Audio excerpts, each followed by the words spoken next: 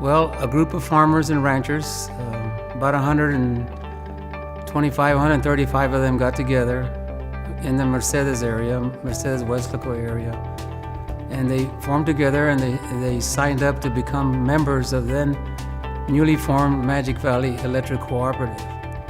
And it was a program initiated by President Roosevelt to electrify rural America. The power companies didn't want to venture out into the rural areas because they were not very densely populated. So this group of farmers and ranchers got together, and the original $200,000 loan from the REA got them started. They bought electrical poles, bought wire, and they were ready to put these poles and wires out into the country. I remember Dad talking about, and other ones amongst themselves, the farmers, we sure need some electricity. Why doesn't the local power company put a line out here? And they went to the company and they asked them about it, and they said, well, if you'll pay for the line and everything, well, then it becomes ours. So then whenever Magic Valley came, well, they really lost out. But I guess they were in a situation where they couldn't afford to do too much either. The Iceman would come out, and he would stop in pretty regular, and we had this where he'd open it up and see how much ice you had. And in Mercedes we had 2 big ice plants. So he'd go back out and he'd take an ice pick and bring in your ice and put it in, and you'd pay him for the ice. And whenever we got Magic Valley Electric, we got a Montgomery Ward refrigerator.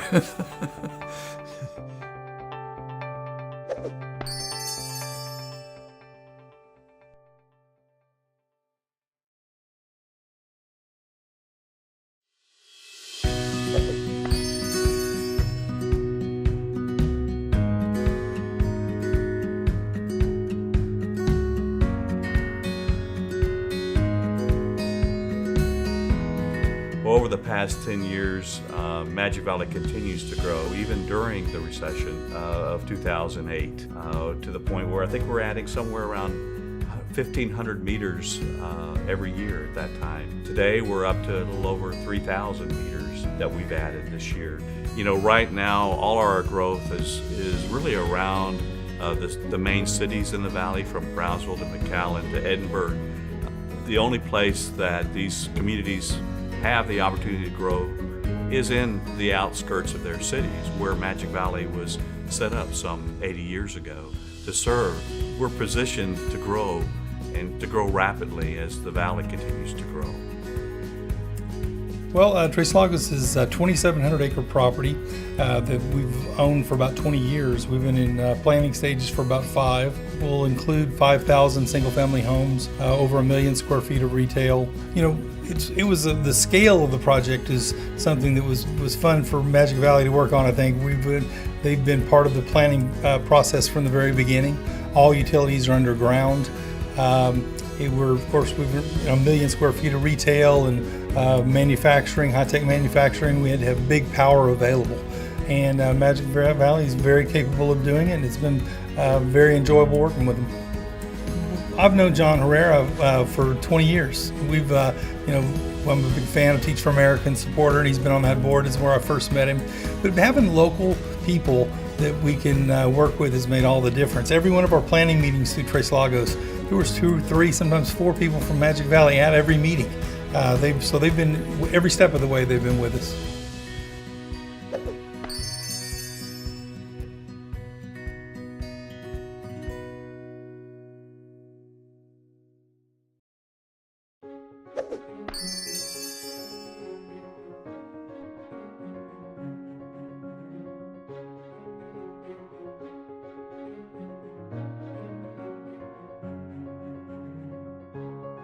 Well, you know, one of the 7 cooperative principles is concern for the community, and I am very proud of that and what Magic Valley does for its communities that it serves, from fundraising internally to participating in Little League and Girl Scouts and Boy Scouts and the Boys and Girls Clubs, Rotary Clubs.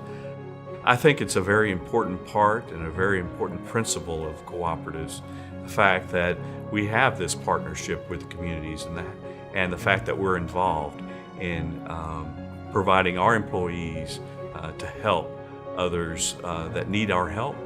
And it is one of the things that I'm most proud of at this cooperative is how engaged our employees are with the communities that we serve. When I found out that I did receive the scholarship, a huge weight was lifted off my shoulders.